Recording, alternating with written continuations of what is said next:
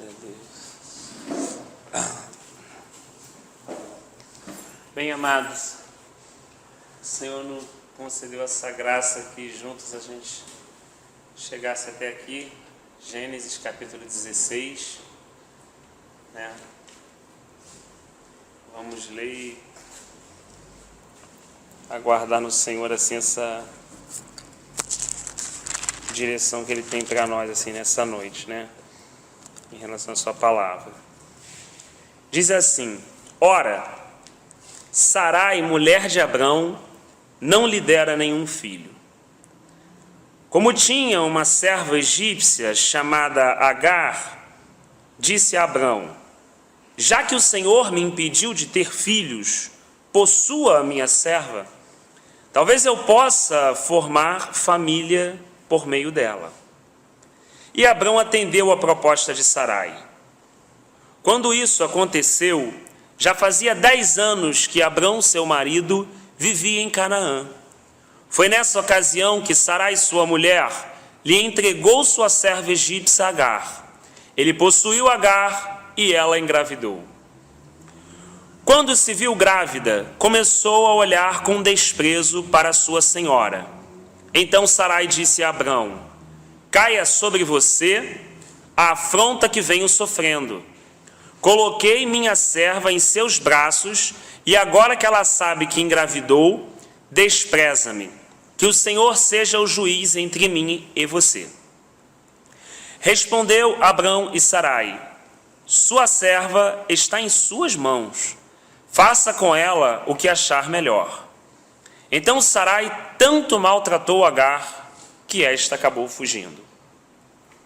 O anjo do Senhor encontrou Agar perto de uma fonte no deserto, no caminho de Sur, e perguntou-lhe: Agar, serva de Sarai, de onde você vem e para onde vai?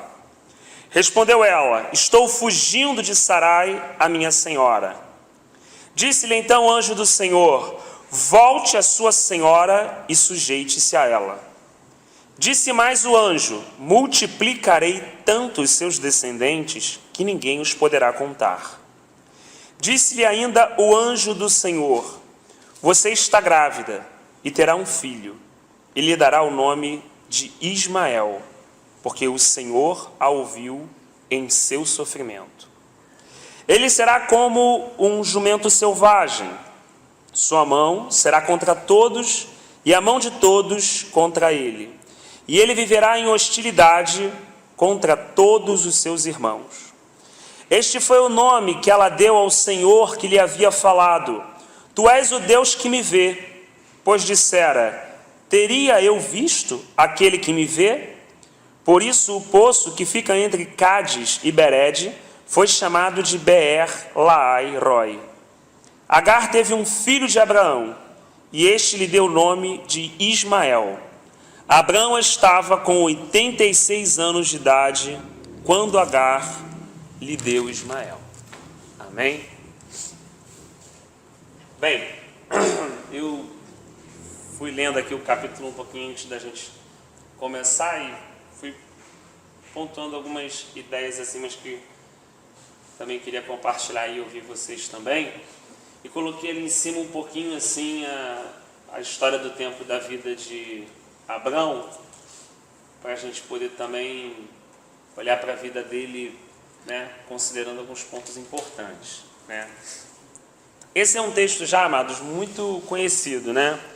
Então assim, acredito que a maioria já tenha lido, e eu acho que vale assim uma reflexão. Acho que ele é muito prático assim nas questões do nosso dia a dia, da nossa vida e da nossa jornada cristã, né? Então a gente continua aí estudando, né, a caminhada cristã de Abrão, né, a sua jornada espiritual, desde o capítulo 12.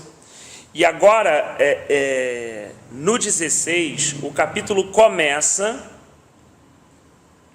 com a mulher de Abrão, né, falando com ele e lhe dando uma sugestão, né?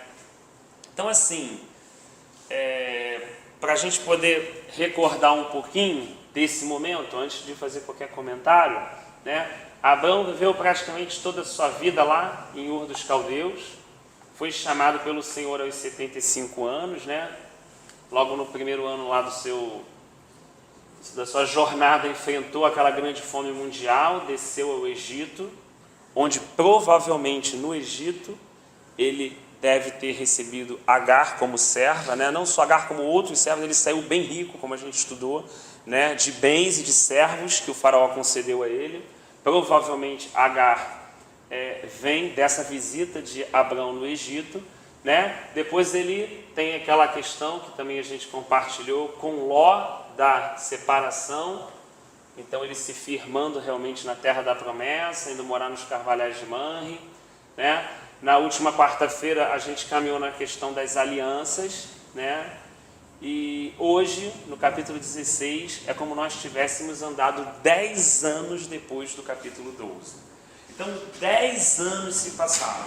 É muito importante assim, é claro que muitas vezes a gente extrai o texto bíblico e aquele texto é uma palavra rema para a gente naquele momento, né? E o Senhor sempre atua conforme o seu propósito e conforme, né, o seu querer e o seu desígnio, mas aqui, como a gente está tendo essa oportunidade de tempo, vale a pena a gente pensar de uma forma um pouquinho mais panorâmica, né? E perceber que 10 anos de caminhada se passaram. Então, não foram 10 dias, né?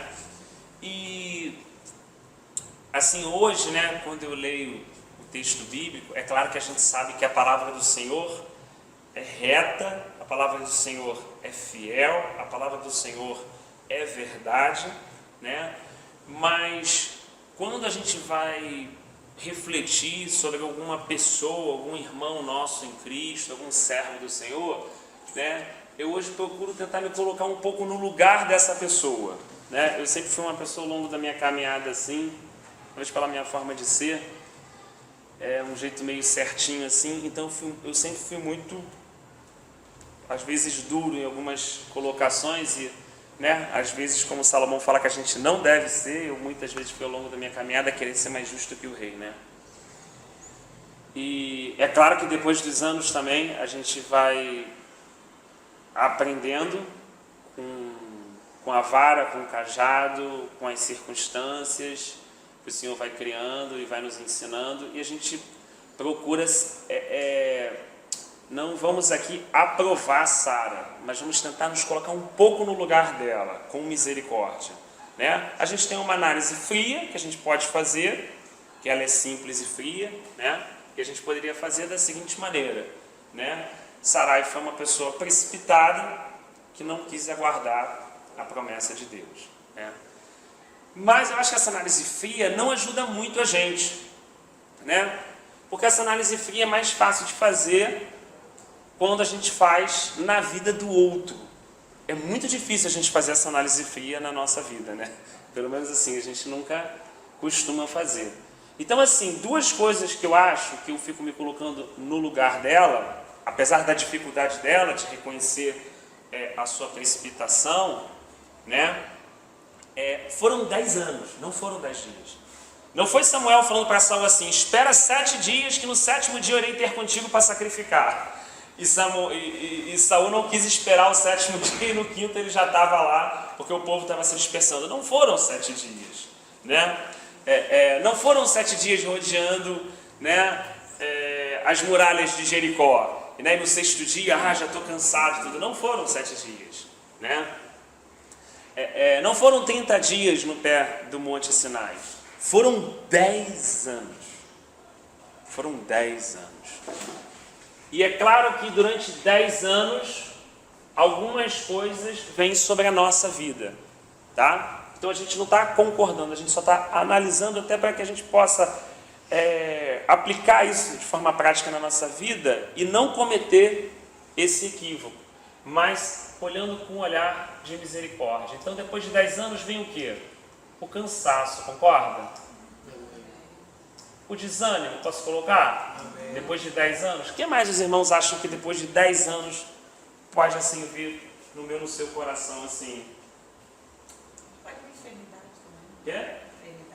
Não, mas eu digo assim, depois de 10 anos esperando, porque na verdade nós temos aqui, vamos colocar bem sinceramente, nós temos aqui um problema. Temos um problema, porque a esposa dele sabe que ele recebeu uma promessa, certo? E essa promessa era o quê?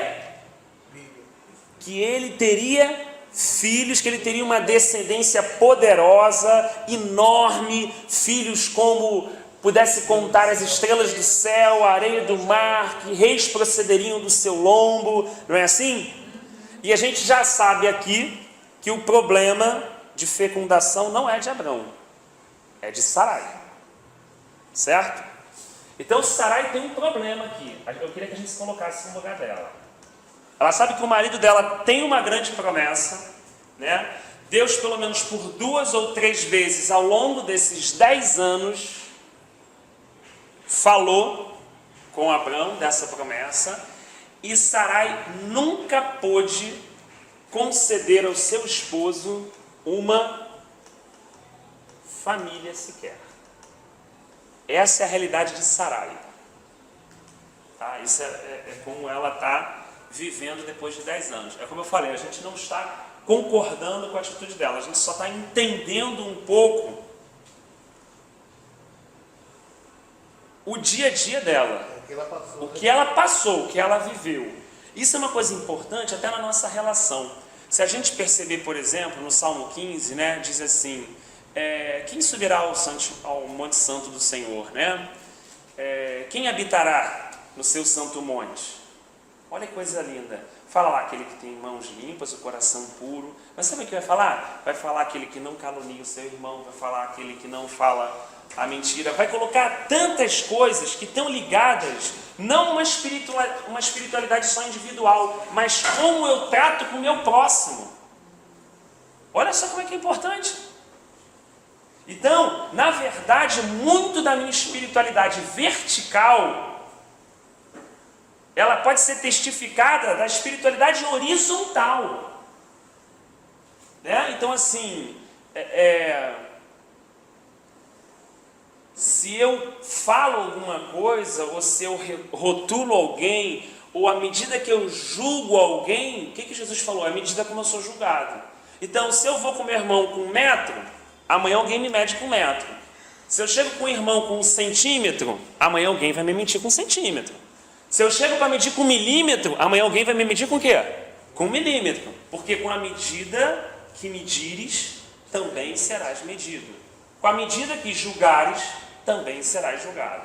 Então, assim, Deus é que conhece o coração de Sarai, e a gente vai ver o modo como Deus vai tratar com ela. Então, assim, a gente não está aqui para julgar uma irmã nossa, uma serva do Senhor. Está aqui para entender um pouco do seu dia a dia, se colocando no lugar dela, e que coisas a gente pode, em Cristo, receber do Senhor para poder ter uma vida a fim de vencer essas coisas que um dia ela teve dificuldade. Porque todas as vezes que a gente emite julgamentos, ou rotula, ou condena, é certo que em outros aspectos da nossa vida nós vamos cometer a mesma coisa, né? Agora, quando a gente olha aquela pessoa como olhando a nós mesmos e sendo como um espelho, a gente recebe uma oportunidade de não tropeçar naquelas questões que o nosso irmão tropeçou. Então, o corpo de Cristo, irmãos, é algo perfeito. Ele é perfeito. Porque há questões na minha vida que eu deixo a desejar, e há outras questões que eu tenho uma posição correta em Deus.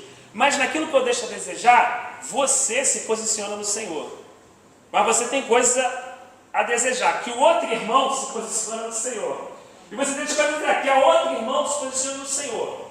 Do modo que, assim, cada um de nós está crescendo, sendo corrigido, amadurecido, mas quando você olha para o corpo como um todo, esse corpo é perfeitamente harmonioso. Né? Ele é realmente um mistério no mundo espiritual. Né? A gente olha pessoas isoladas de uma forma fraca, mas a gente, quando tem o discernimento do que é o corpo de Cristo e ele sendo cabeça, a gente começa a entender por que o inferno não pode prevalecer contra ele. Né? Então, assim,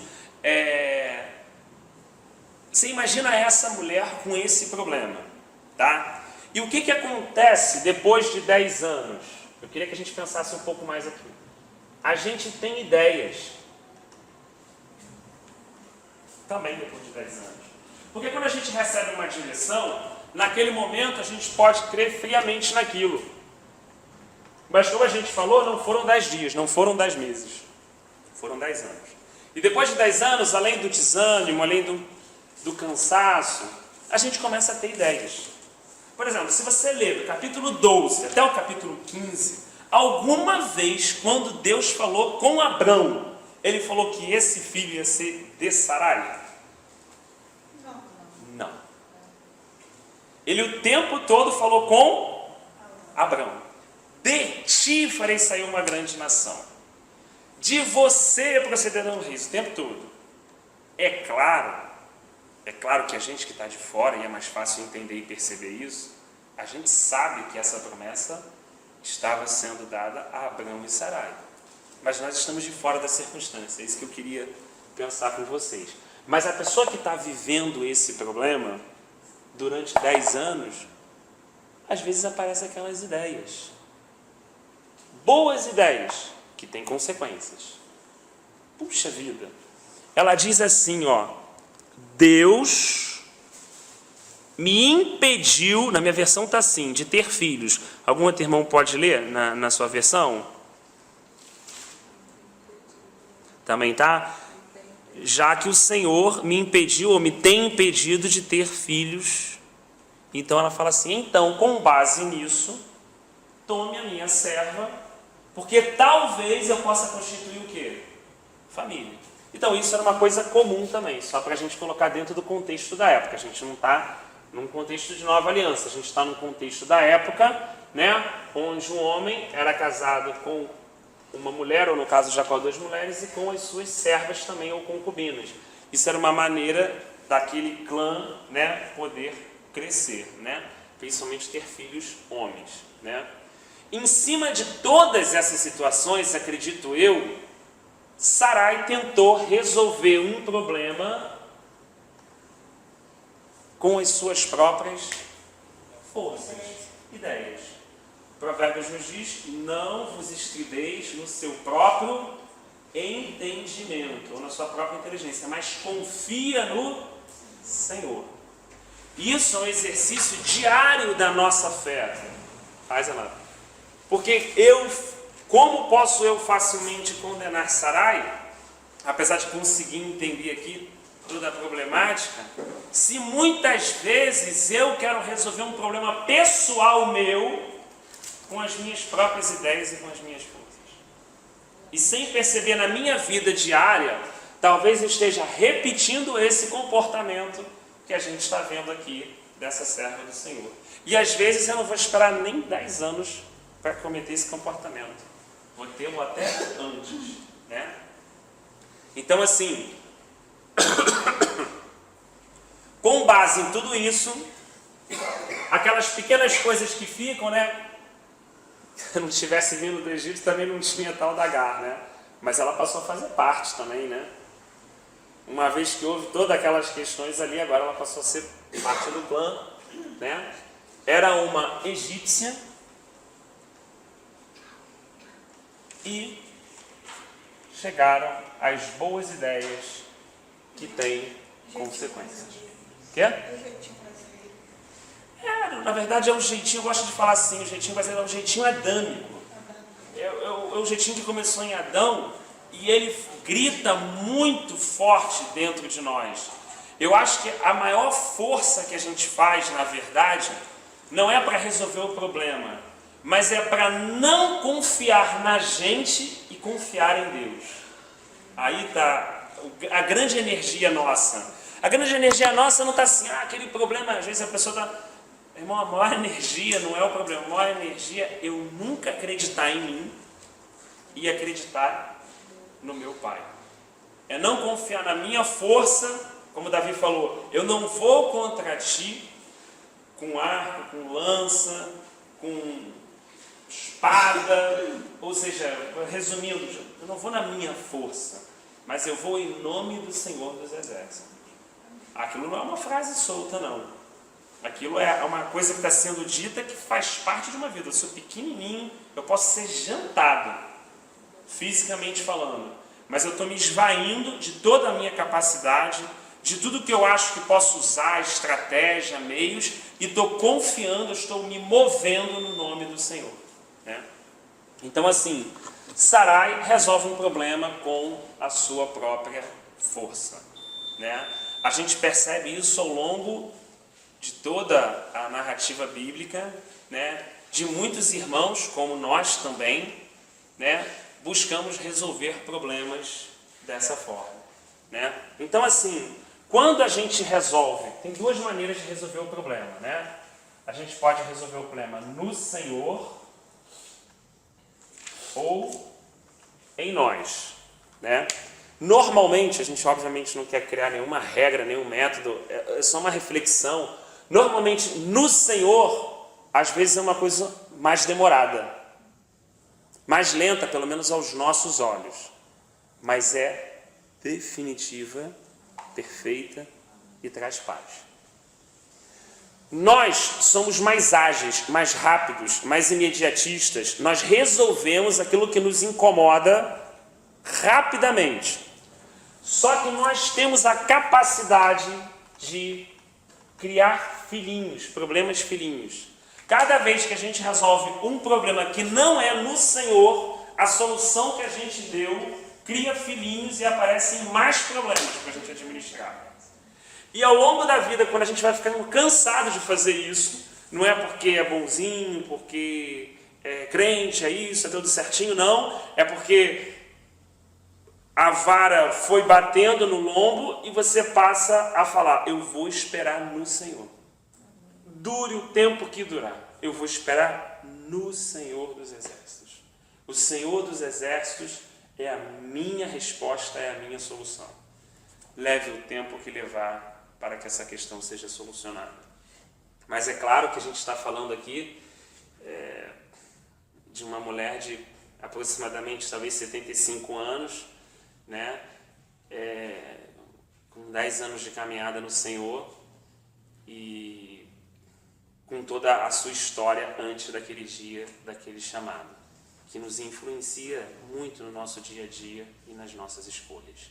Então, dentre vários problemas que vão nascer aqui, podemos colocar, por exemplo, a contenda ou a rivalidade.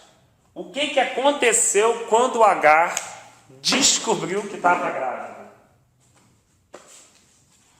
O que aconteceu? Desprezou a sua senhora. Ó, começou a desprezar. Eu sou egípcia, mas você é fraquinha demais, rapaz. Então, aquela aparente humilhação que ela tinha, que era um problema, por não conseguir resolver um problema, ela vai criar um problema de uma humilhação maior ainda, porque é assim que acontece na nossa vida. Toda vez que a gente não recebe aquele problema que Deus colocou na nossa vida, se humilha e aguarda no Senhor, se a gente faz isso, bênção. Se a gente não faz isso, não, apareceu essa oportunidade, eu já vou pular fora daqui. Será que é o tempo de Deus de eu pular? Será que é o tempo de Deus de eu tomar essa decisão? Será que eu vou querer resolver o problema na minha força? E toda vez que a gente sai ou foge dessa situação, a gente, sem perceber, vai se encontrar em uma outra situação pior. Para agora tentar ser aprovado nessa pior, quando eu poderia ter sido aprovado naquela anterior. Então, mais uma vez, a gente não está colocando isso a título de condenação, pelo contrário, a título de aprendizado, né?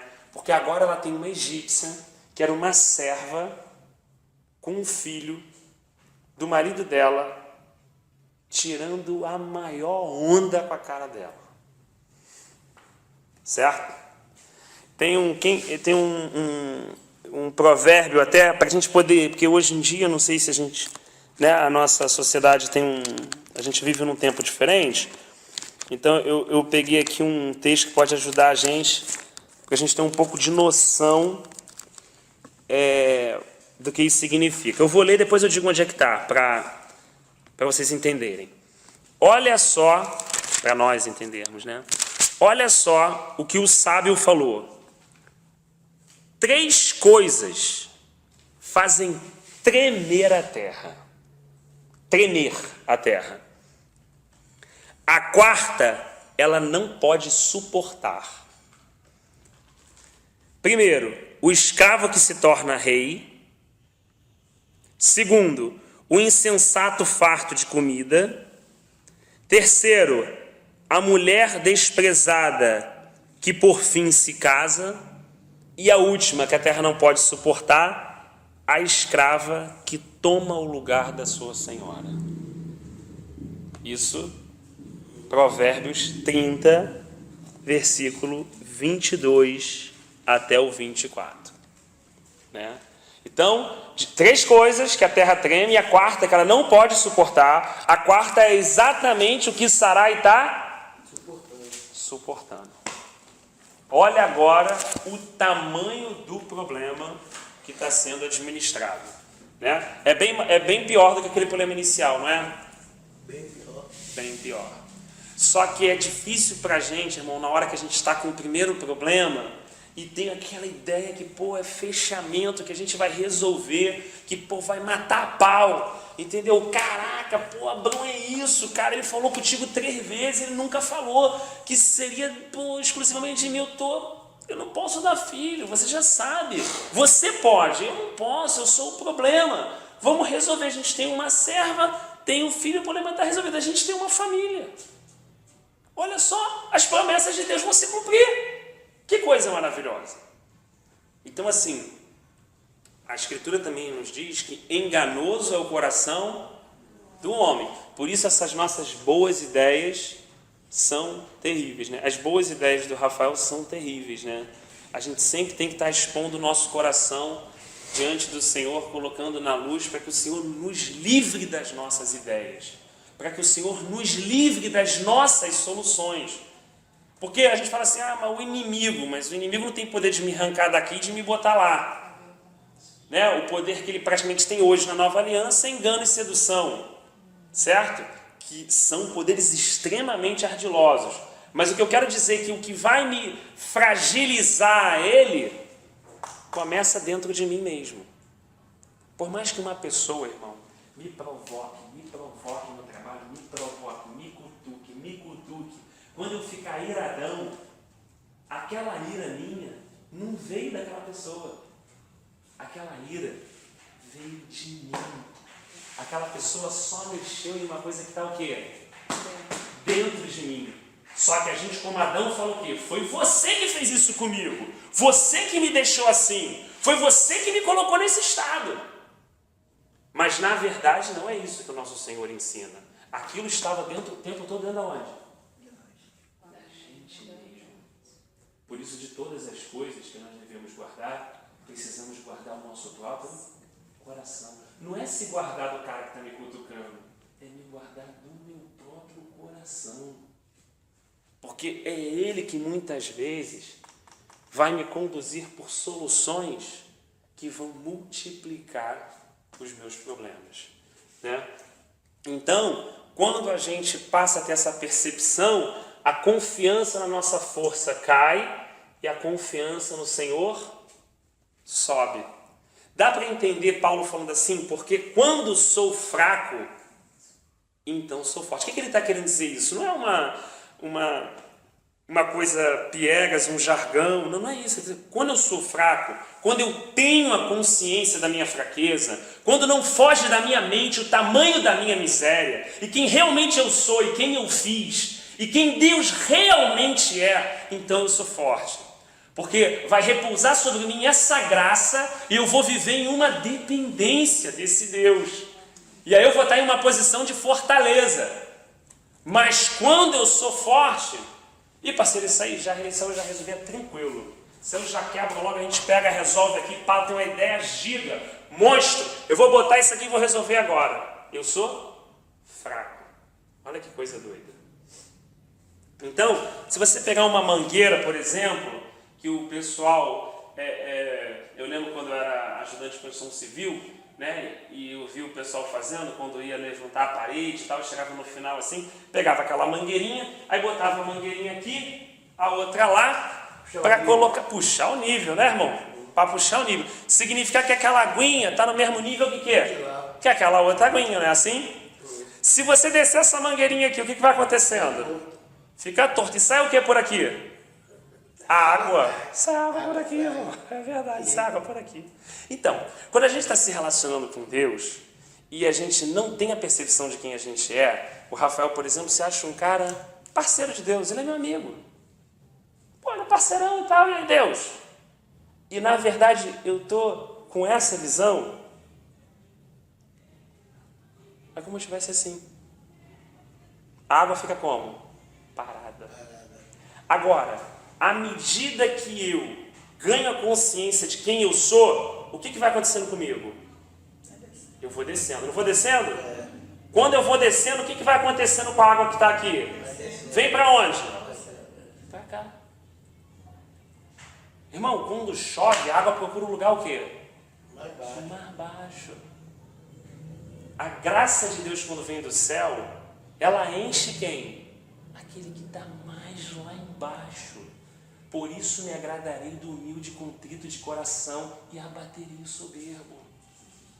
Quanto mais eu desço, foi o que Paulo falou, mais essa graça vai entrando na minha vida. Quanto mais eu tenho consciência da minha miséria, de quem eu sou, de quem eu fiz, do potencial do que eu tenho para fazer, do que eu poderia fazer, isso me gera uma dependência desse Deus. Quanto mais eu vou descendo, mais essa graça vai fazendo o quê?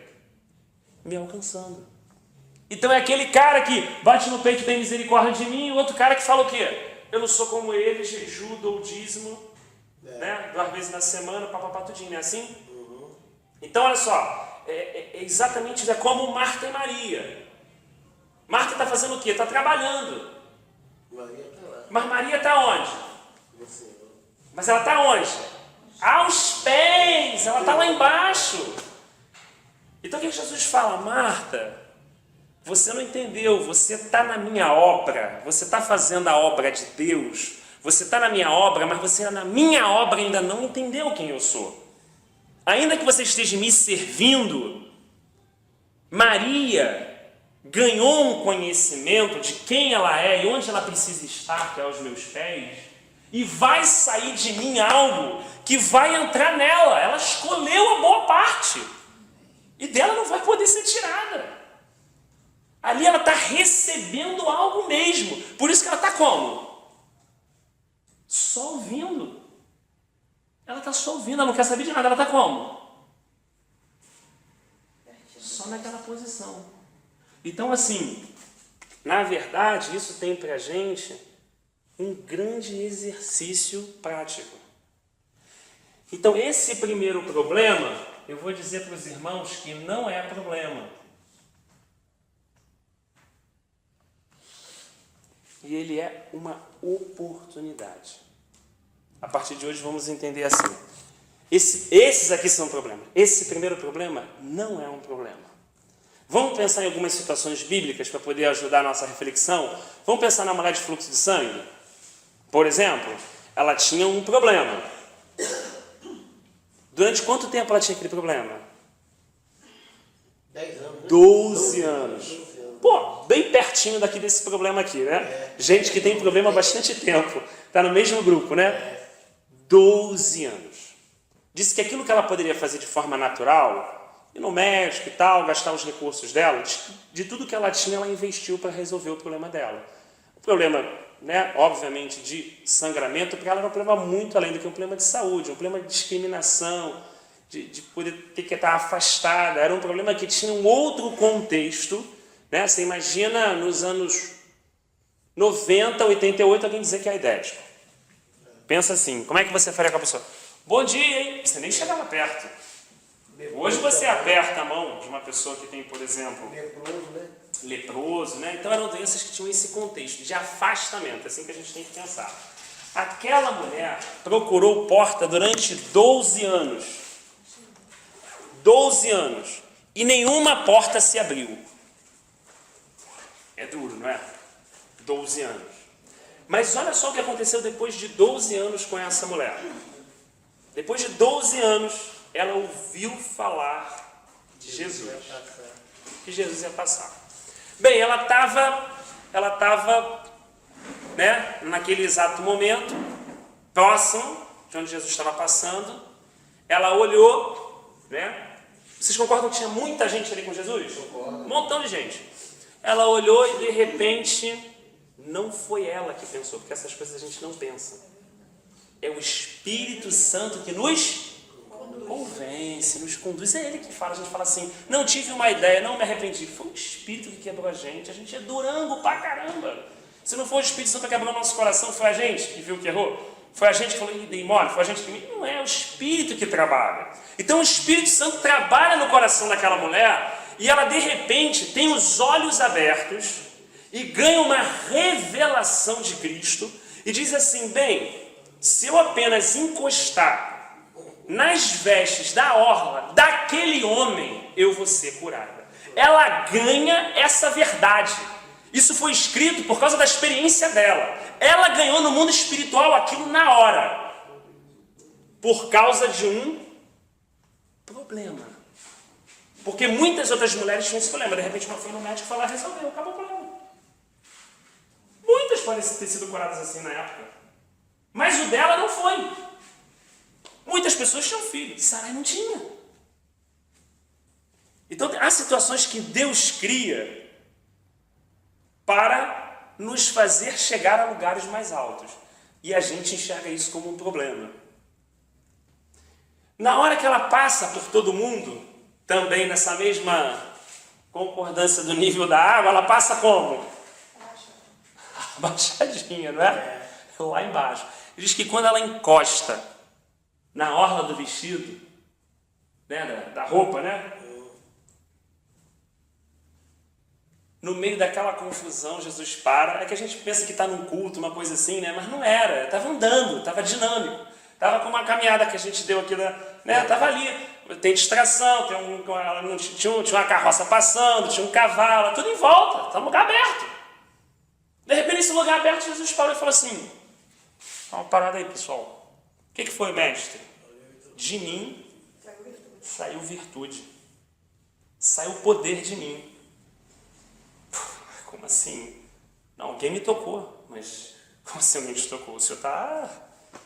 Mestre, desculpa, eu sei que eu sou o discípulo, mas alguém te tocou? Não, está todo mundo te empurrando, meu irmão. Está todo mundo colado, a gente está segurando aqui meio que de lado para não deixar o pessoal esmagar você.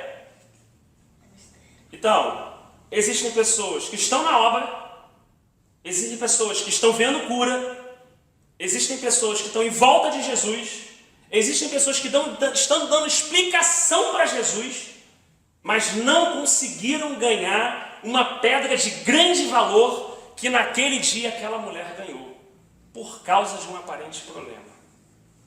Que miséria de problema é esse, né? Quem dera que a gente conseguisse olhar para a nossa vida e ver que não é o problema.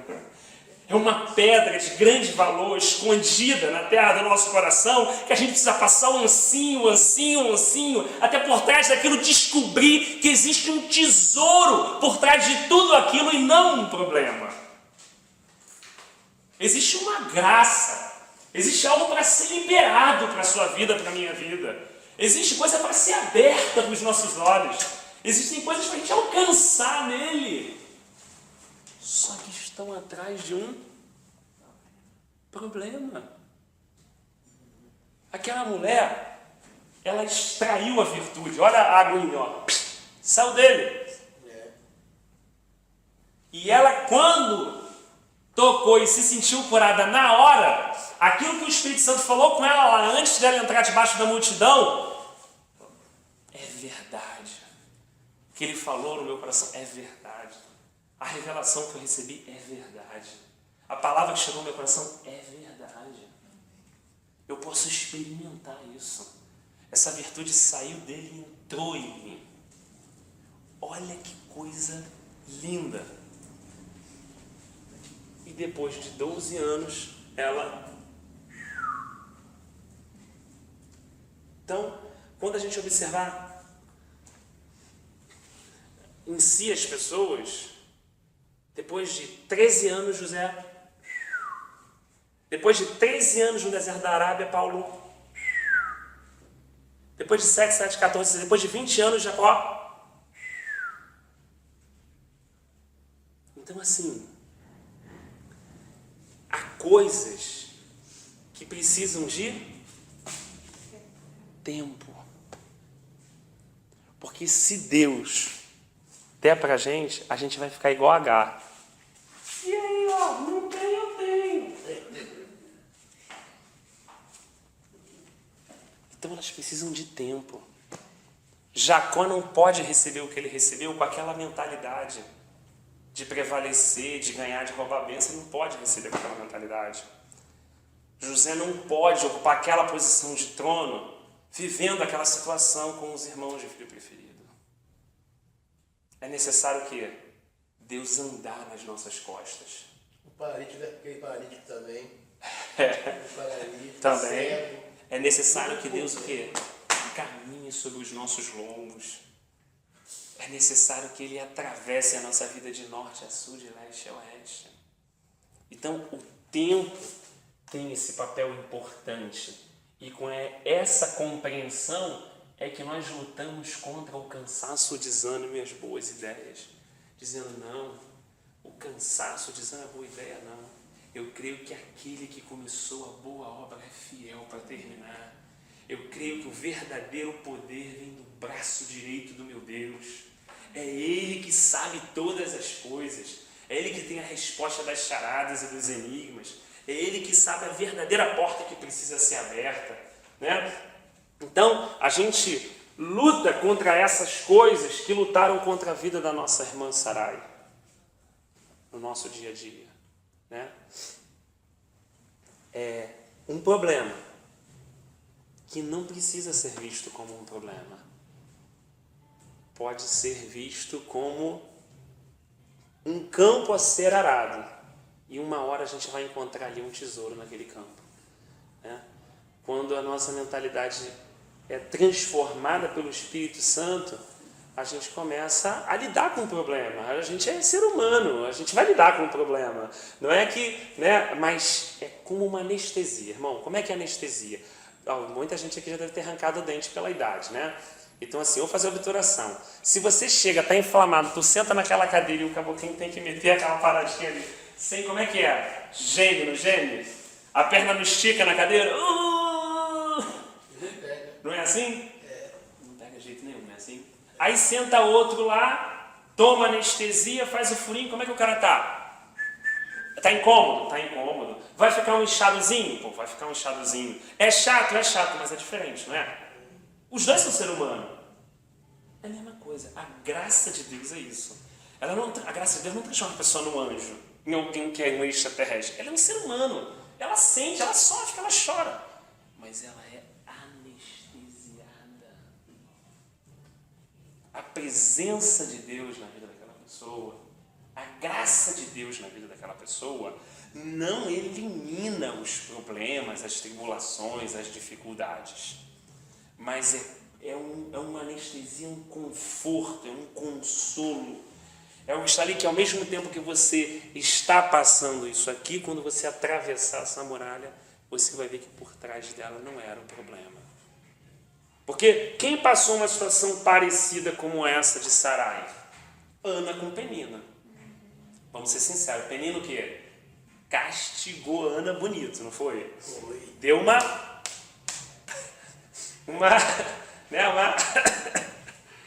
como o Davi falou, né? Deu-lhe uma esvarada bonita.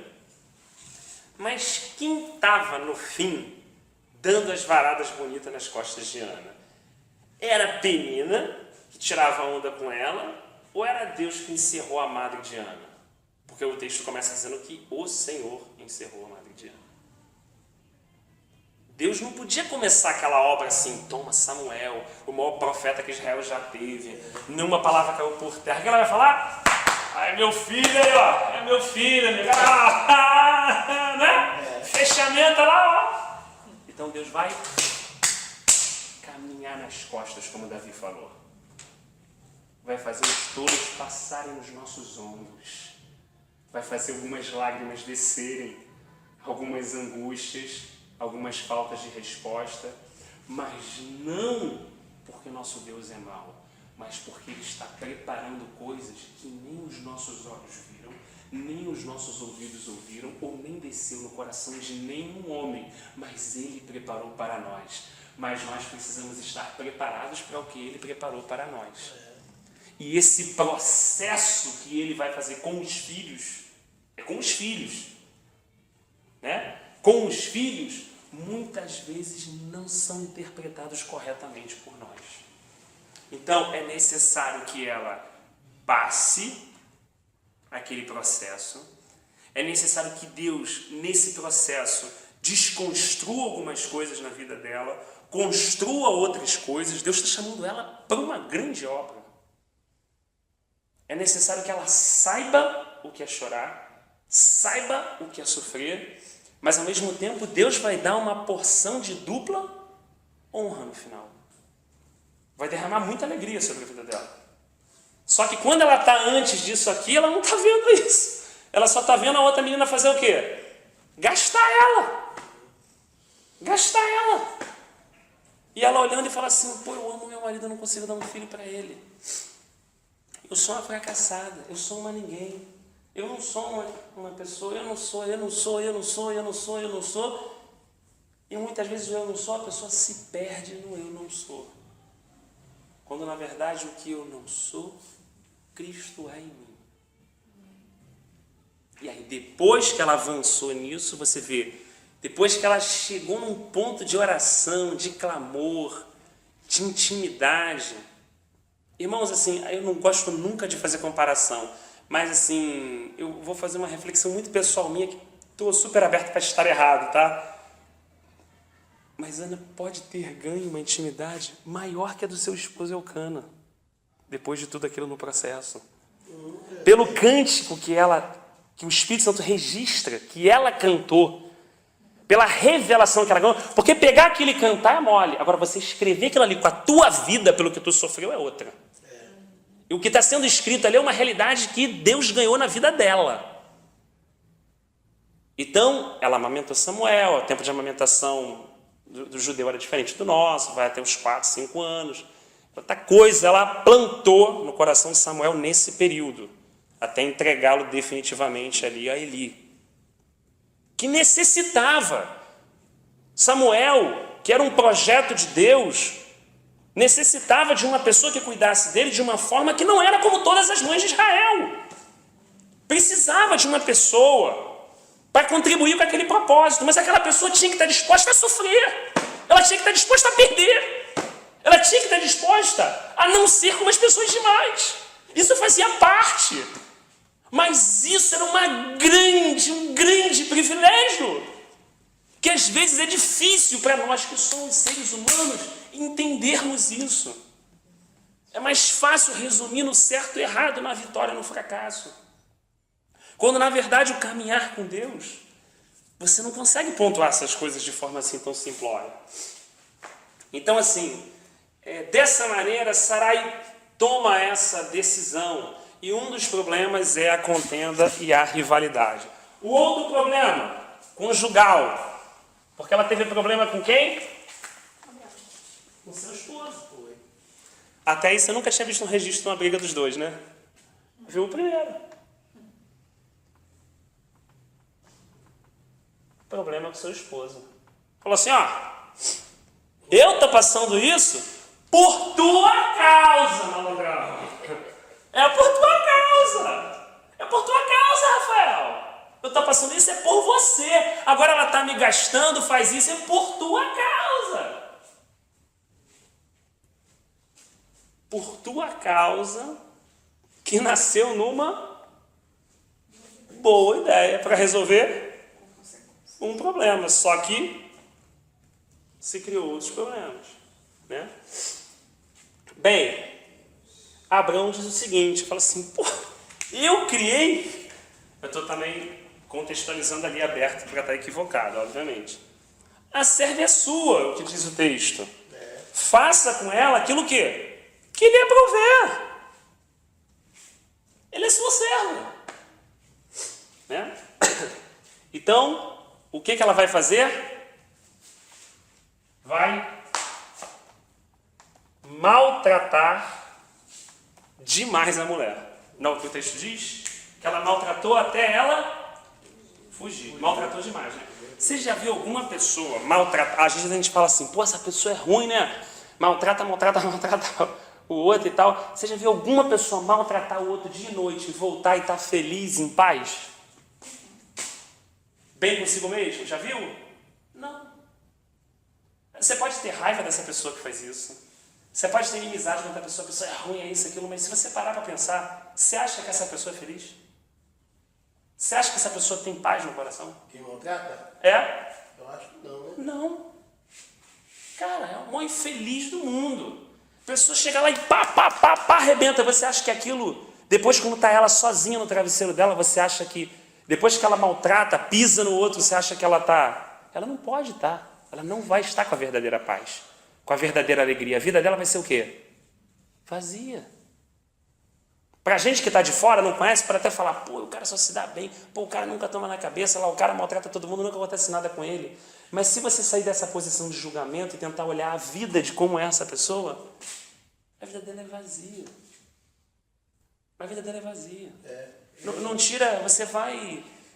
Pouca gente que você acha que tem tudo e quando conversa com a pessoa descobre que ela não tem nada. Então assim, esse maltratar, na verdade, está fazendo mal para quem? Para Sarai. Tem outro problema em jogo. O problema está só o quê? Só volumando. O problema está só o quê? Só aumentando. Mas pô, o problema era isso. Agora o problema está o quê? E aí, ela maltrata tanto que o que acontece? Agar foge. Agar foge.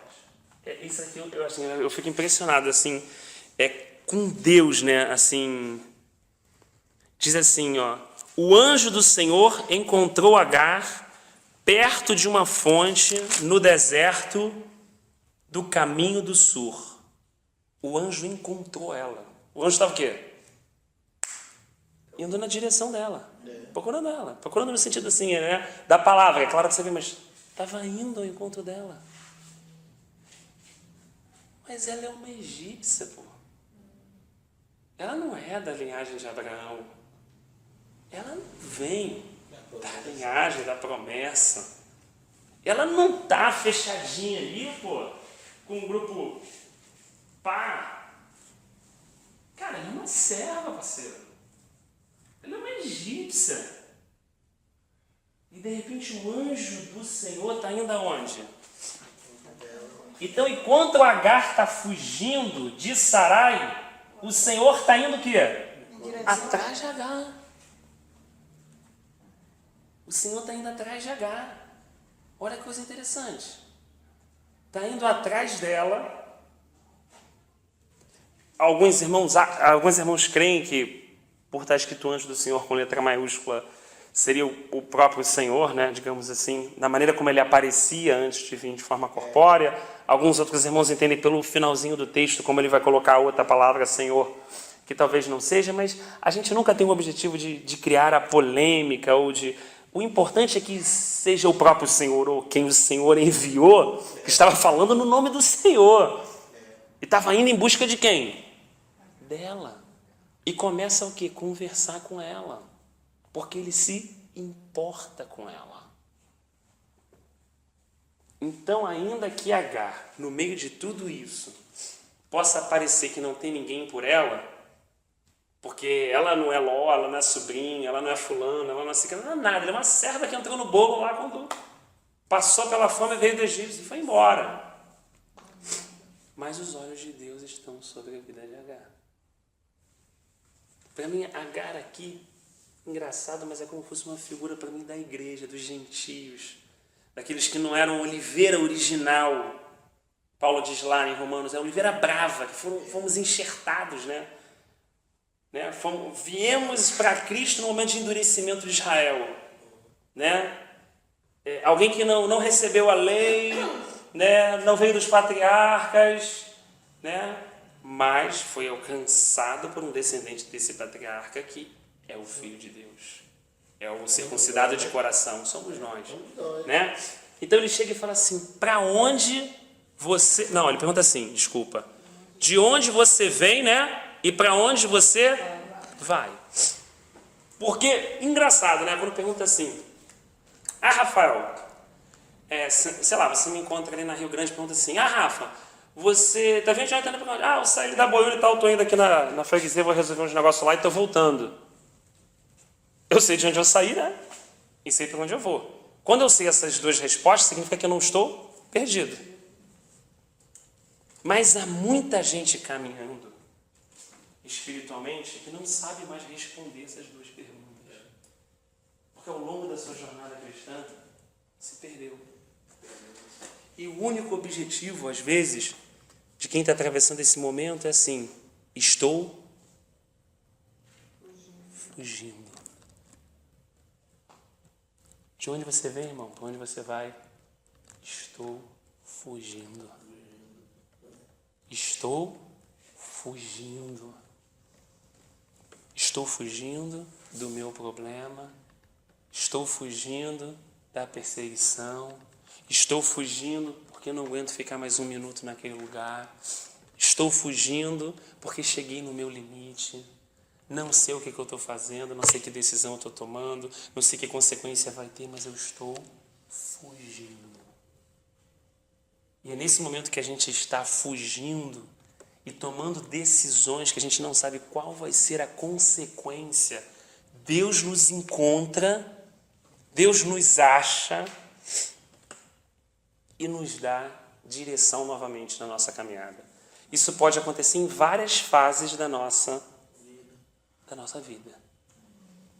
Ainda que Jesus fala assim, onde é que vocês estão indo? Está indo para Emaú. Tá indo para Emaú fisicamente, mas para onde está indo? Está fazendo o que da tua vida, parceiro? Tu era discípulo, tu andava com tu coragem. Está fazendo o que agora? Eu sei, vou para Emaú. O resto eu não sei. Eu estou o quê? Perdido. Eu estou perdido. Não sei se ele é honesto, né? Eu me perdi. E isso pode acontecer na vida de todo e qualquer discípulo. E ele diz assim, disse então o anjo do Senhor, volte a sua senhora e sujeite-se a ela. Fala assim, Agar, eu estou aqui, te encontrei, vim ao teu encontro, te achei, quero saber da tua vida, pergunto a teu respeito, mas eu tenho uma palavra para você, volta para o teu problema. Volta para o teu problema.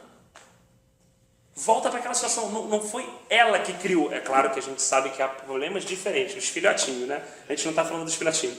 Aqui, Agar era uma serva. Ela foi obrigada e se viu naquela situação. Agora estava passando naquela situação. É claro também que o nosso Deus, de forma soberana, usa-nos, né? Mutuamente para nos corrigir. Então é claro também que dentro de Agar tinha o quê? O orgulho. O narizinho em pé. A onda que ela quis tirar. Não é assim? Ao mesmo tempo sai, também tinha um outro problema. E no final, Deus está usando o quê? A minha vida e a sua vida. E a gente está o quê? Mutuamente na comunhão, se atritando, se estranhando, mas se edificando em Cristo. Olha só como é que é importante isso. Você fala assim, eu vou fugir. Então, eu fui lá, malandrão, pá, botei um casaquinho aqui de pele, aí, papai, sou eu, pá, botou aqui, agora a benção aí, pá, vem aí. Ah, a benção pura, recebi, e meu irmão tá vindo, vou vazar. Vou fugir do meu problema. Porque meu irmão vai fazer o quê? Vai querer me arrancar o couro. E Deus falou assim, parceiro, ninguém foge da minha mão. Tu vai sair do teu problema, eu já preparei outro quentinho no forno para você. Você vai dar de carinha com Labão. Miguel e Felipe. Tá se estranhando, tá isso aqui. Tá, vocês são irmãos? Vem cá. Pega lá na árvore, amarra os dois. Aí vai ficar uma hora os dois amarrados olhando pra cara do outro. Vocês são irmãos, pô. Vocês são irmãos. Não quer ficar perto um do outro? Agora vai ficar. Aí você fala assim, Deus não faz isso, Deus não faz isso. Chega Jacó lá, o que Deus faz? Bota aquele amor no coração de Jacó por aquela menina bonita, aquela Raquel. O cara não está nem percebendo que Deus já está preparando tudo para trabalhar na vida dele. Está preparando tudo. Então ele chega lá, não tem como ele sair, porque agora ele é o quê? Pô, chega lá, deu ruim aqui, eu vou, pá, fugir do outro problema, pá, vou fugir do outro problema, só que aqui ele... Puxa vida, essa é a varoa mesmo de Deus. Enquanto essa é a varoa de Deus, ele trabalhou 7 anos. Pô, 7 anos, quando ele vai na varoa, ó, tem essa aqui com o olhinho um pouquinho aqui que é a mais velha. Ele, puxa vida, ó o casaquinho aí, né? É o tratar. É que algumas pessoas não entendem, assim, acham que Deus está fazendo isso para punir pelo que fez. Não. Deus o está ensinando. E Deus está num processo para arrancar aquilo de dentro dele. Lembra que a gente falou da ira? Então não é esse propósito, como aquele Deus malvado. Não! Deus é um Deus misericordioso, mas que castiga as nossas rebeliões. Ele é um Deus amoroso, que não nos trata segundo a multidão dos nossos pecados, mas que também é justo. E ó, acerta com Rafael ali, ó. Então o que aconteceu? Mais 7 anos trabalhando. Depois dos 14, começa o probleminha da vara. Não, que tal... Bota a malhada, bota a branquinha, troca... Pô, chegou uma hora que ele não estava aguentando mais. O que ele fala com as mulheres dele? Pô, cara, teu pai já mudou 10 vezes o nosso acordo. A gente combina uma coisa, ele muda. A gente acerta um negócio, ele muda. Ele não tem palavra. Mas eu estou falando de quem? Eu estou falando de quem? Será que eu estou falando de Labão? Não, mas senhor, aquele cara é assim. Não, senhor, aquele cara é assim. Não, senhor, aquele cara é assim. Não, senhor, aquele cara é assim. Aquele cara é assim mesmo, Rafa. Aquele cara é assim. Ele é tudo isso, ele é tudo isso. Então... Sou eu, Senhor? Senhor, sou eu essa pessoa, Senhor? Senhor, essa pessoa que eu aborreço tanto? Sou eu, Senhor? Era eu, Senhor, esse tempo todo, essa pessoa? Sim, meu filho, era. Primeiro eu te ensinei a odiar isso nele, para agora você odiar em você. Tem um vale de Jaboque te esperando, e você vai lutar a noite toda por essa mudança. Mas eu vou fazer o que eu quero fazer na sua vida, porque eu estou cercando a tua entrada e a tua saída. Ainda que você se ache esperto demais e tenha boas ideias, eu sou soberano. Eu começo e termino. E às vezes, a gente está lá amarradão. É o cara, é o cara, é o cara. Tá vendo aí, ó, tá tirando uma onda, tá tirando uma onda, tá tirando uma... Mas quem tá tirando onda com quem? Quem tá falando do orgulho de quem? Quem tá falando da vaidade de quem? Porque todos pecamos. E todos fomos destituídos da glória de Deus. E estamos no processo de ver uns os outros o nosso próprio coração. E com isso ser tratado pelo Espírito de Deus, ser mudado pela palavra de Deus e ser transformado de glória em glória, de fé em fé, achando todas as pedras de grande valor que estão preparadas para você e para mim atrás desses problemas. Muda a visão da caminhada? Muda, não muda, não. Muda o motivo da gente ficar alegre ou ficar triste? Muda. Há muitas coisas que eu fico triste que eu não deveria ficar. E há outras que eu fico alegre que eu não deveria ficar. Há coisas que eu não fico que deveria ficar alegre. O problema não é ficar alegre ou triste, é por que motivos eu fico alegre e por que motivos eu fico triste. Né? Então, nesse grande processo aqui, o Senhor encontra com Agar. E falou, Agar, eu sei que ela está te... Mas Agar, tu também tirou uma ondinha. Volta lá e se sujeita a essa situação. Sabe por quê, Agar? Eu tenho uma grande obra na sua vida, Agar. E essa obra vai depender de você voltar e se humilhar. Não tem jeito. Você vai ter que voltar para sua serva e descer. Ele diz assim, ó. você está grávida, né? E fala... Desculpa, diz o nome. É a mesma categoria. Ela não deu o nome a Ismael. Quem deu o nome foi o Senhor. Né? Porque tem uma outra coisa também. O peso de você andar também ali, né? Chama na presença de Abraão, é o peso do seguinte, a gente vai ver aqui. Independente da situação criada, você vai ver que Deus vai honrar Ismael, meu irmão. Deus vai honrar Abraão. O promessa era filho de quem? De Abraão, cara. Pode falar o que for de Ismael, mas ele é filho de quem? De Abraão. Aí, para você perceber isso, junto comigo, olha só o que está, para dar o registro bíblico, olha só o que diz aqui, mais na frente, quando diz assim, ó, isso perturbou demais Abraão, né? Pois envolvia um filho seu, vou dar um versículo depois. Mas Deus lhe disse, não se perturbe por causa do menino e da escrava. Bem mais lá na frente, quando eles vão se separar. Atenta a tudo o que Sara lhe pedir, porque será por meio de Isaque que a sua descendência há de ser considerada. Mas também do filho da escrava farei um povo, pois ele é seu descendente. Então Ismael teve 12 filhos, que foram 12 príncipes. Então assim, Deus tem um compromisso com Abraão, irmão. No meio disso tudo aí, Deus tem um compromisso com ele. Vai vir tratamento para tudo que é lado desse processo. Mas a palavra do Senhor, uma coisa é o seu propósito. O seu propósito, a sua descendência será conhecida em Isaque.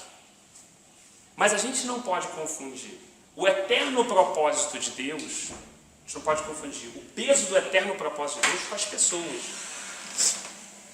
Entendeu? As pessoas são as pessoas.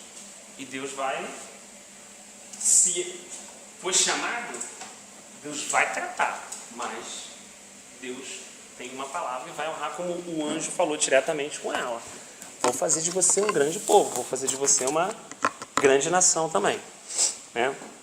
Então, assim, tudo isso estava preparado para ela. Né? Ele relata uma questão profética da hostilidade que acontece até hoje com os filhos de Ismael. Né? Quem segura os filhos de Ismael na terra? Ninguém, né? Tu pega ali aquele bolo ali no meio do Oriente Médio, não tem, segurar o boi selvagem não tem. Isso é uma palavra profética desde antes de Ismael nascer. Que ele seria contra todos os seus irmãos. Né? Então, existe uma grande questão aí. Né? Então, de repente, uma egípcia tem um relacionamento com Deus, conhece o Senhor e declara, chamarei esse Deus que me encontrou de o Deus que me vê. Porque como veria aquele que me vê? Por isso, a partir de hoje, aquele poço se chamava Beer-Lahai. Então, ela teve, olha só, lembra lá dos 12 anos? Ela teve uma experiência de falar assim, Deus me vê. Pô, mas ela era do Egito, ela tinha os outros deuses, mas pô, Abraão também. Sarai também, todo mundo. Mas agora o que ela ganhou? Ela ganhou, meu irmão, algo precioso com Deus. No meio de todo esse processo aqui, de humilhação, de perseguição, de tirar ondinha, depois de vir a disciplina, no meio de tudo isso aqui, ela ganhou algo com o Senhor. O Senhor encontrou ela e ela conseguiu ver que o Senhor era aquele que via o sofrimento dela, o texto diz. Foi aquele que viu o meu sofrimento. Né? Então, Deus viu o sofrimento, viu o clamor, também viu o modo como ela tratou, né? Sarai, e Deus vai, todos esses filhotinhos aqui que foram criados, né? Esses filhotinhos, essas coisas que derivam dali, essas próprias consequências vão o quê? Trabalhando sobre a nossa própria vida. Né? Naquilo que é a medida do que cada um necessita ser trabalhado, porque não somos iguais. E estamos sendo trabalhados em aspectos diferentes. Né? Enquanto, de repente, um não é assim, mas é assim. O outro não é assim, mas é assim. né? Eu sou assim, esquentado. O outro é assim. Mas, no fim, todos nós vamos ter que ser trabalhados, aparelhados e edificados em Cristo. Porque não existe o irmão A nem o irmão B. Essa é a grande verdade. Você já viu alguém ir para a academia e falar assim, ó, aí, bota 100 quilos aqui e ficar 1 ano com esse braço? E depois de 1 ano o cara sair com um braço desse tamanho e o resto do corpo todo mirrado? Já viu alguém fazer isso? Não. Mas a gente acredita nisso. A gente não viu, mas a gente acredita. Sabe por que a gente acredita? Porque a gente consegue ainda achar nos tempos de hoje que tem aquele irmão que é caraca. Tem outro irmão, caraca. Quando Paulo falou que a única alegria dele em Efésios era que todos juntos possamos chegar juntos à plenitude de Cristo. Não pode nenhum irmão estar perdendo na intimidade, estar perdendo na revelação, senão não é o propósito. O propósito é todo mundo junto alcançar essa realidade. O propósito é todo o corpo estar fazendo exercício em todos os membros e todos crescendo e se desenvolvendo o quê? Juntos. Não tem essa ideia de que uma... Pô, caraca, cara, o cara ali, o cara não sei... Então tá equivocado. Então tem o quê? Então, na verdade, tem uma anomalia. Às vezes Deus vai ter que chegar e dar uma trabalhada para desinchar. Para no final ser nivelado. Que esse é o propósito. Deus não está atrás de um homem, Deus está atrás de um corpo. Deus está atrás de um povo. Ainda que em muitos momentos da história, seja na antiga aliança, Deus usou alguns homens com projetos singulares. Mas os projetos singulares não podem ser entendidos, confundidos com a pessoa. Da pessoa, existe um propósito. Foi respondido. Existe a questão de galardão, que é uma questão que é diferente do que a gente está falando. A gente está falando no sentido de existência, de filho de Deus. Tá lá. Você gostaria que um filho fosse 100% certo e o outro erradão? Que pai gostaria disso? Nenhum. O que a gente, como pai, às vezes deseja? Que os filhos se deem o quê? Qual é a maior tristeza para um pai? Não é um filho dele não falar com o outro? Tu chegar e falar, pô, tu falou com teu irmão, eu não falo com aquele cara. Como é que um pai fica? Não é assim? Então, assim, pra gente, eu falei esse exemplo da academia que é mais fácil da gente entender, né? Pra gente é fácil entender que ele é meu pai. Eu até consigo entender também que ele é pai dela. Mas difícil no final mesmo é entender que, por consequência, eu sou irmão dela. Não é? Isso é mais difícil. Qual é o nosso natural humano para isso? E me desentendi com meu irmão. Me desentendi com meu irmão. Ah, pô, eu não vou falar com ele mais não, pô. Caraca, falar com ele. Tem aqui 50 pessoas, pô, pra eu estar junto, por que eu preciso dele? Não é assim que a gente faz? Pô, por que eu preciso dele? Ô, parceiro e tal. Fala o quê? Com os outros. É assim que a gente faz. Lembra o cara da academia? Que a gente falou que não conhece?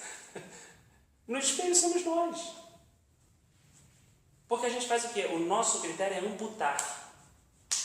Quando o critério de Deus é levar sangue, irrigar e reviver. Então, quando a gente vê por essa lente, eu vou falar, caraca, tem que ir lá falar com ele, de qualquer jeito, foi me acertar aquele caboclo, que pô, é importante pra caraca, não posso ficar nessa situação não. Tem que resolver logo essa parada. Os irmãos todos são importantes, mas ele, pô, importante, como é que eu não estou falando com alguém que é do meu corpo? Porque numa perspectiva maior, até a minha família individual é um treinamento. É um treinamento. Vem para aquela pergunta que eles fizeram a Jesus. Eu não vou chegar no céu e vou falar assim, e aí Sarinha, minha filha, não sei o que, não. Lá não vai ter filho, não vai ter marido, não vai ter mulher, concordam? Então, a família de Deus é um projeto fundamental aqui na Terra, mas ainda é um propósito que vai ter um fim pleno aonde? Na glória, na verdadeira família. Porque lá na verdadeira família vai estar quem? Todos nós que somos irmãos, o nosso irmão mais velho, Jesus Cristo, aquele que é 100% Deus, 100% homem, eternamente agora, uma vez que ele se encarnou, eternamente será 100% Deus, mas eternamente será 100% homem. E o nosso Pai. Por isso que tudo que a Escritura fala assim, se você não faz na família, cara, tu não está entendendo o projeto, como é que vai ser lá em cima? Então, tem que resolver as paradas onde? Tem que resolver aqui. Não adianta mandar bem lá, mas aqui, entendeu? Pô, tem que resolver na localidade, tem que... Né, a gente, claro, irmão, isso é um aprendizado, a gente vai se arrastando daqui, pá, aí um dia a gente acerta, outro dia a gente, né, erra numa questão e tal, num dia a gente é uma benção, super educado, no outro dia a gente, pá, já dá uma resposta que, né, deixa a pessoa, né, uma hora a gente é o quê? O que ofende. E outra hora a gente é ofendido. Mas em todo esse processo, o maior valor final não é você descobrir quem está certo. O maior valor final é você ver que por trás de todos esses problemas tem uma pérola de grande valor. E tem algo de Deus para ser derramado na minha e na sua vida, que a gente pode receber dele como essa mulher e viver uma vida como a gente nunca viveu até hoje. Porque o que torna a nossa vida diferente? Cada fase dessa que a gente passa, cada visão dessa que é aberta, cada nova etapa dessa. Pô, Jó tinha uma vida maneira, mas aí veio aquele pancadão, não veio? Brabo demais. Mas o que tinha por trás daquilo? Antes eu te conhecia de ouvir falar. Agora os meus olhos te veem. Agora eu conversei contigo no meio do redemoinho. Agora eu sei quem o Senhor é de verdade.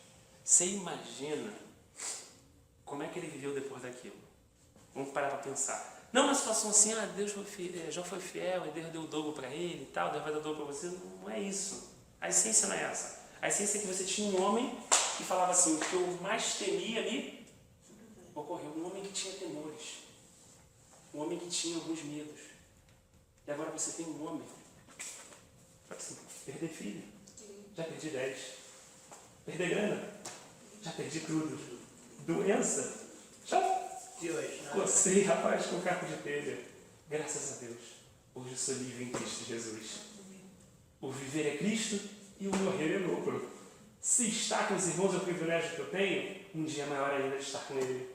Mas verdadeiramente, ele se apossou tanto da minha vida que me tornei livre.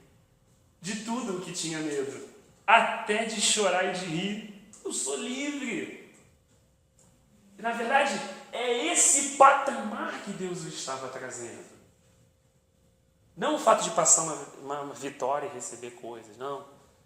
E é esse patamar que Deus está conduzindo todas essas pessoas e essas famílias aqui no seu eterno propósito. A gente não costuma fazer isso aqui, mas se a gente fizesse isso aqui da nossa vida, seria legal. Você faz uma linha assim, você bota assim, o ano que eu me converti, daí você bota assim, aí você vai botando, depois você se afasta e olha assim, caramba, essa é a minha história com Deus.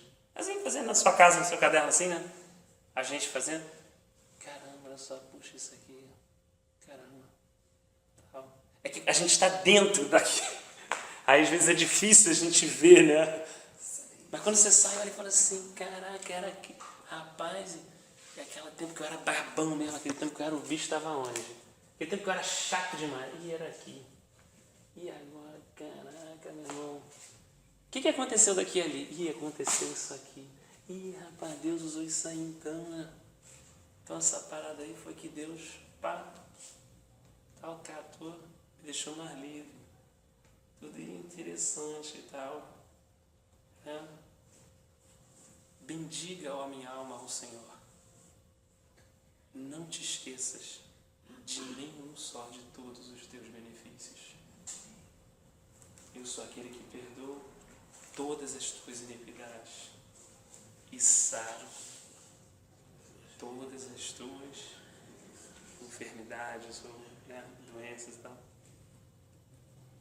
Então assim, a gente faz isso, a gente olha assim e dá uma...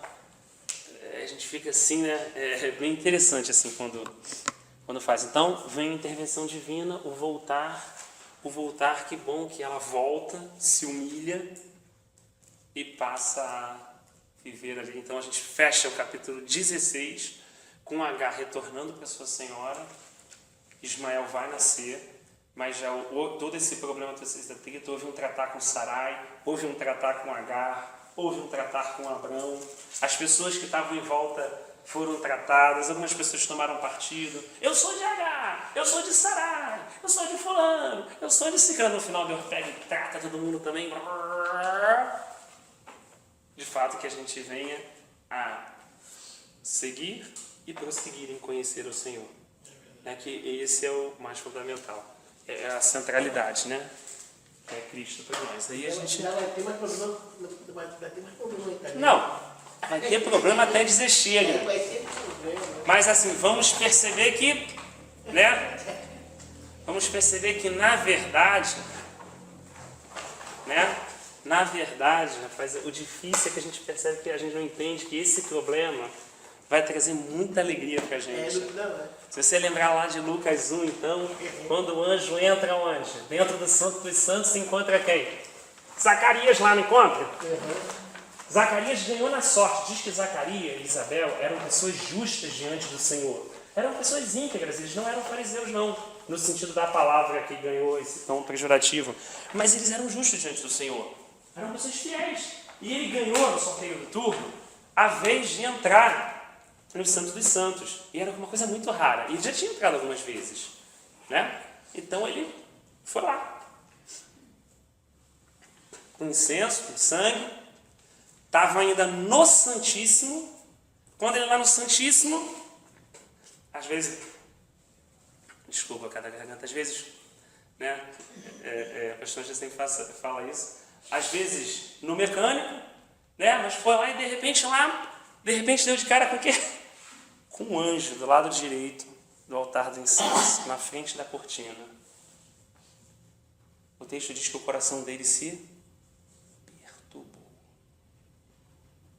Mas ali é lugar de ver anjo mesmo, né? Se você parar bem para pensar, eu estou entrando aonde? No lugar santíssimo. Atrás, no lugar santo dos santos, tem a glória do Senhor, cada aliança. Imagina, ali é o lugar mesmo, da presença. Mas diz que ele bateu o olho e, caramba, aquele anjão lá, né? Aí, que era Gabriel. Gabriel falou assim, não temos. Vou trazer uma mensagem para você aqui. Você vai ter um filho, né? E ele não crê no que o anjo, na mensagem que o anjo trouxe para ele não crê.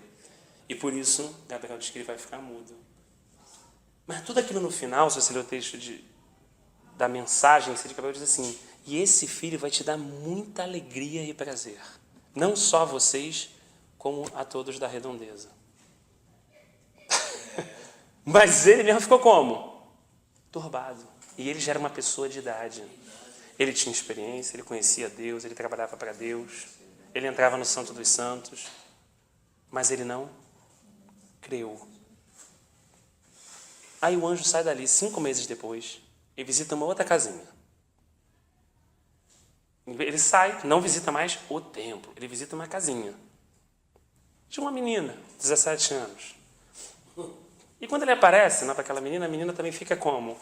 Ela não ficou turbada com o anjo, diz que ela ficou turbada com as palavras daquele anjo, tentando entender aquela saudação, é o que o registro diz. Porque ele chega falando, bem-aventurada Maria, né? Eles são primos, né? Porque tinha... Ela depois vai encontrar Isabel, né? Tinha uma conexão, né? Do filho deles com o filho de Maria. E aí, ele diz assim, dá uma outra mensagem também. Vê qual mensagem é mais difícil, assim. A gente não deve fazer isso, mas humanamente falando, né? Uma é assim, você está velhinho, mas você vai ter um filho. Tem Abraão, não tem? Para ele se espelhar na mensagem. Ele não creu. Outra coisa é o seguinte, você vai ter um filho, vai ser um ente santo, e você vai ficar grávida. Isabel já está com 5 meses. Como eu vou ficar grávida? Porque eu sou virgem, eu não conheci nenhum varão. Aí o anjo responde para ela, a presença do Senhor vai vir sobre você, a sombra dele vai te envolver e vai ser colocada no seu ventre o ente de Deus, o santo de Deus. Ela virou e falou assim: eis aqui a serva do Senhor, seja feita conforme a tua vontade. E 17 anos.